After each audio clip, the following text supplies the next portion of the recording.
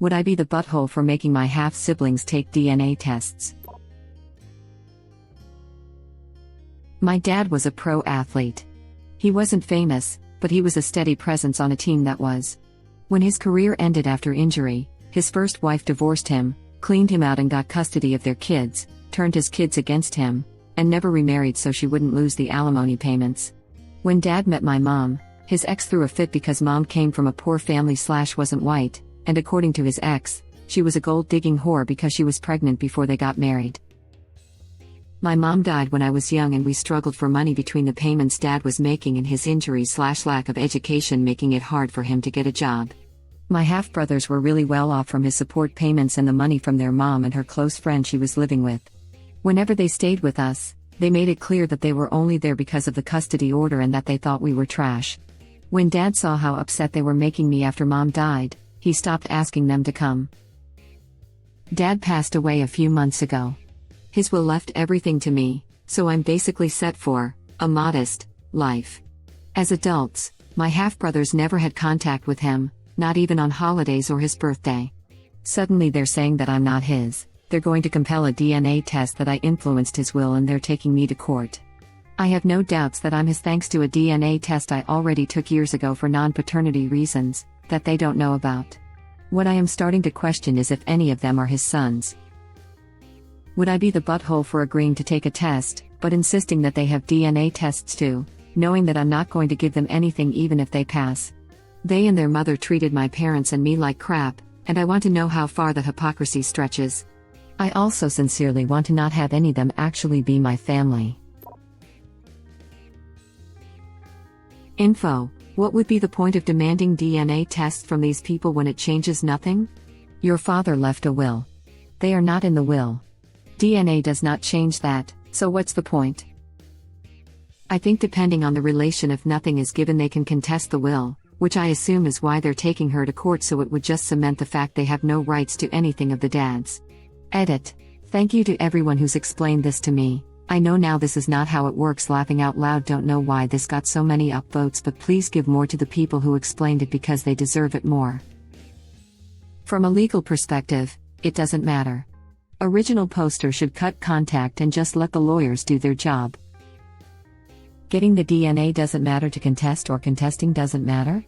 TBH, I don't know much about it, was just giving a reason why it might be needed. I agree, but I figured lawyers would still want DNA tests if they were relevant. I was assuming original poster had already been going through lawyers rather than them directly.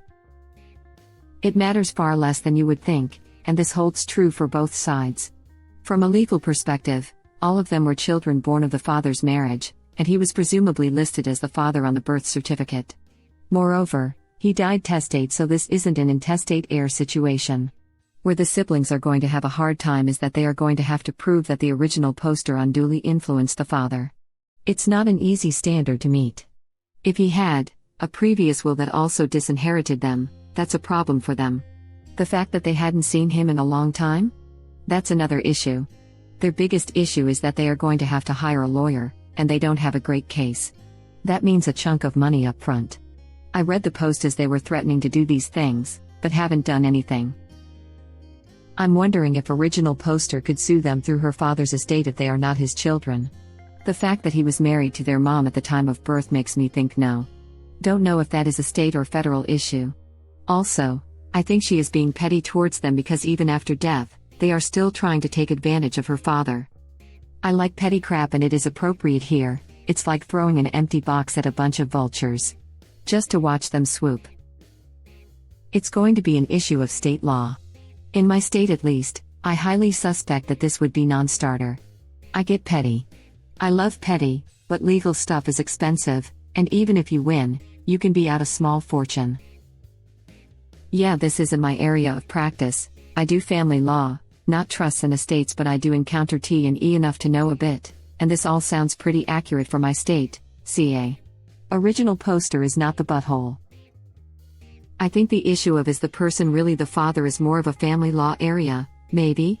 I do trusts and estates primarily, and DNA has never really been an issue I've seen or heard about. Other than an intestacy issue, or a poorly drafted estate document, it shouldn't come up. Not really. A family law issue since it's not a custody or child support concern.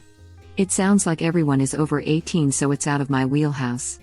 We really only do DNA tests for parentage cases, where a minor child was born to unmarried parents. Doesn't seem to be the case here. And yeah, as far as I know, for the most part, you can actively disinherit your ungrateful kids if you want to? Heck yeah. I have clients who have. I've seen scenarios where the kid didn't see his mother for 20 years despite living within an hour of her, and was shocked that he was disinherited. I know when my grandpa wrote his will, they told him he should specifically name each of the children from his first marriage so they couldn't claim they were left out in error. Oh, we have one of those in my family, too. In the province where my parents live, the court is allowed, even obligated, to rewrite a will if there isn't sufficiently grounds to disinherit an adult child. You can't disinherit a spouse or minor child. Unfortunately, said member of extended family more than rose to the occasion. It's like the gift that keeps on giving. Huh. I'm surprised this is possible. I thought there was an obligatory part of your inheritance you have to give to your offspring that is determined by law. But that may be exclusive to my country and not a thing in the States? Or maybe there's a way around it here too that I just don't know about. Good to know. You sound more educated on legal issues than I ever will be. We'll take your word for it. Thanks. That depends on area and how much the dad paid. If they live where I live, and it was proven they weren't the dad's bio kids, if the dad was paying more than necessary, original poster would have the ability to sue them for the extra money that was sent. Some places allow for lawsuits for the entire amount, some won't allow it at all. Depending on the state, if dad signed the birth cert for those kids regardless of paternity, he would be on the hook for child support. The state views signing a birth certificate as that man taking over legal responsibility for the children and all that entails, which includes future child support payments in case of divorce. So I don't believe original poster could recoup anything those kids received as support from the father. That's why I said depending on region. I'm not American. I've heard of cases in my region where the dad was able to sue back the child support after proving that the mom knew he wasn't the father and lied on the birth certificate and in court about it. My country and not a thing in the States? Or maybe there's a way around it here too that I just don't know about. Yes, but the dad is dead and therefore can't sue. Plus you can't sue the children. You would have to sue the ex-wife, as she would be the one committing the fraud. This is fact. I paid on two that weren't mine due to being married but separated. Because we hadn't divorced, it was automatically my problem and the state won't bastardize a child. Until they were 18, I paid for two kids who hated me, knew I wasn't their dad, refused to even speak to me unless they wanted something. It was rough, and the 3 boys I have with my current wife were the real ones who suffered. In many states, paternity testing only matters if the father was not listed on the birth certificate. Once your name is on the birth certificate, you assume financial responsibility for the child even if it is not biologically yours. It is also not legal to bastardize the child in most states. That is to say, give up visitation and parental rights to a child in order to get out of paying child support. Whether or not the original poster is biologically the father's does not really matter. The ex and family have the burden of proof placed on them.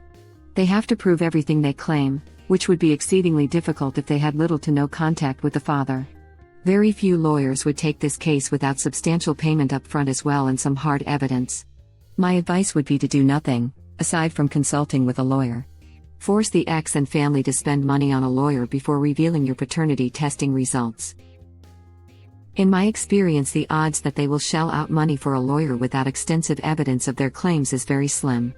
As long as original poster doesn't respond and validate their cry for attention, they will get bored and drop it. Do you mean sue the kids?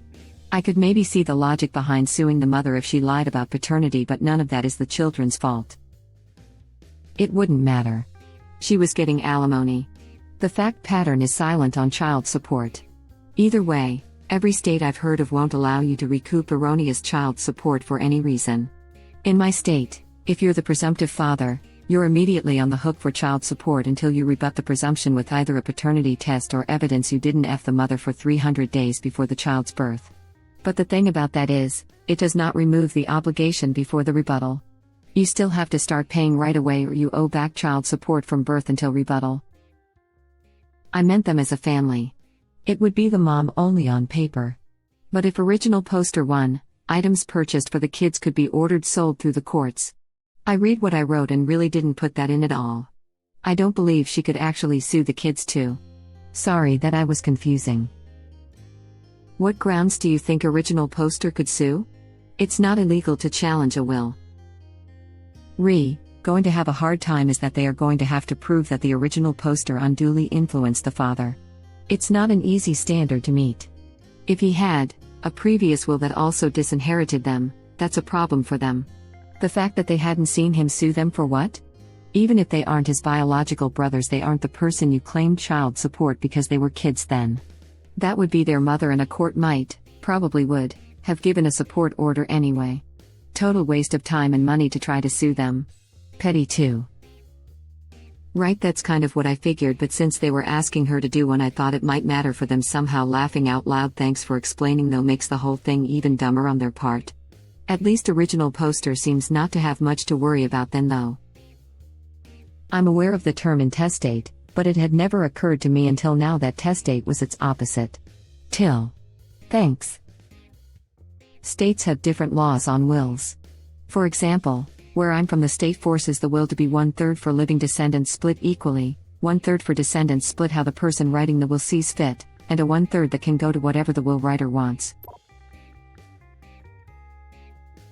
Info: have you talked to a lawyer about the legal implications of agreeing to a DNA test or about asking them to take DNA tests? That's what I was going to ask too. Would those taking a DNA test give them leverage to contest the will? Leverage they wouldn't have without the DNA test? Were they left nothing at all? Or did your dad leave them a tiny amount? When people leave wills and leave people nothing, in some states it's easier to contest the will in that situation. So it's important to speak to an actual lawyer in your area. Pettiness aside, this is something you and a lawyer need to decide. Original poster.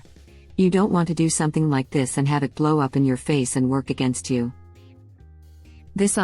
Contact a lawyer before anything. Yep, get a lawyer and instruct your siblings to only contact you through the lawyer. Block all forms of communication with them. They're presumably already legally his children, since he had the kids in the course of his marriage to his first wife. A DNA test would establish that they're his children, which, in the eyes of the law, they already are. They're not previously unknown heirs, they're disinherited heirs. Op should certainly get his ducks in a row with a lawyer, but I don't think this concern of yours about somehow establishing new rights is anything to worry about. If it could, they'd be doing it themselves. If the dad's name is on the birth certificate, then the only thing a DNA test could do is cut them out if the will is improperly constituted and they're not actually his kids. Op, do not take a test, do not ask them to take a test. Talk to a lawyer and only do what the lawyer tells you to do. Definitely talk to a lawyer. Original poster. I think not the butthole, but why go through with it if you don't have to? This is a wrestling with pigs kind of situation. You'll both get dirty, but the pig will like it. Definitely talk to a lawyer ASAP. Even reach out to the team he played for and see who they have. Do not, and I repeat, do not talk to the siblings at all again. Not one word. The minute they went down this path, they became the enemy. They've proved they're willing to burn you at the stake, so don't make the mistake of giving them an inch. Talk to a lawyer. They already aren't your family. Just go and see with them. How would they even compel a test?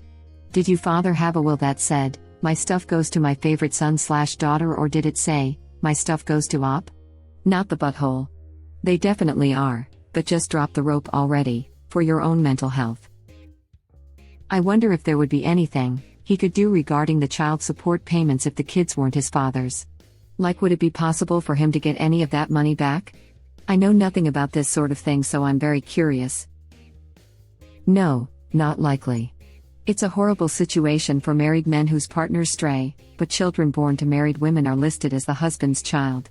If no one comes forward to voluntarily replace the husband on the child's birth certificate, in other words, legally accept the role of father, then that man is stuck. I don't agree with it at all, but it's a way of ensuring the kids aren't stuck on state/federal welfare. Since Op's dad accepted that role, and never contested, there's really no avenue for child support back pay. Ah, okay, I see. Thank you for your response. Now I learned something today. Would this still stand true if the wife was honest about the baby not being her husband's? Like, I just don't get how a man can be forced to be a baby's legal father if all parties involved are aware of the baby's actual paternity, or at the very least are aware the husband isn't the father? It would still stand true. Even if a DNA test was done and it was proven that the child was not fathered by the husband. The reasoning in this case is because Op's dad fully accepted the parental role. Another post on AmItheButthole went viral recently where the original poster refused to pay a cent towards his pregnant ex-GF's ultrasound/prenatal costs or be present at birth.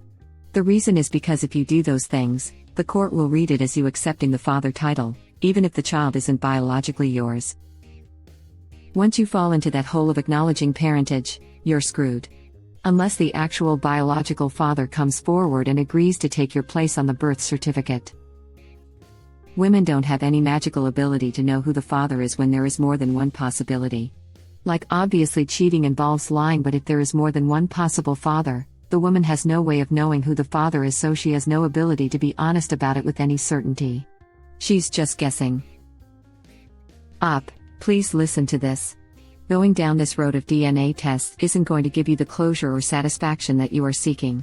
It's only going to draw out the drama and delay your healing. Just block these people and move on with your life. I doubt they will actually contest the will. People threaten to sue all the time. They rarely actually do. Threats are simply a form of manipulation intended to scare you into doing what they want. You're supposed to be so afraid of court that you give in to them. Don't let it work. Just ignore them. They will go away eventually. If they do happen to sue, you can lawyer up then. You don't need to lawyer up just based on a threat of a lawsuit that will likely never come to fruition. Thank you for watching. Please subscribe to be the first to know about Red Rabbit Reader's new videos. If you like our videos, please like them on YouTube and share them with your friends. We welcome your comments below. Press to start another of our videos.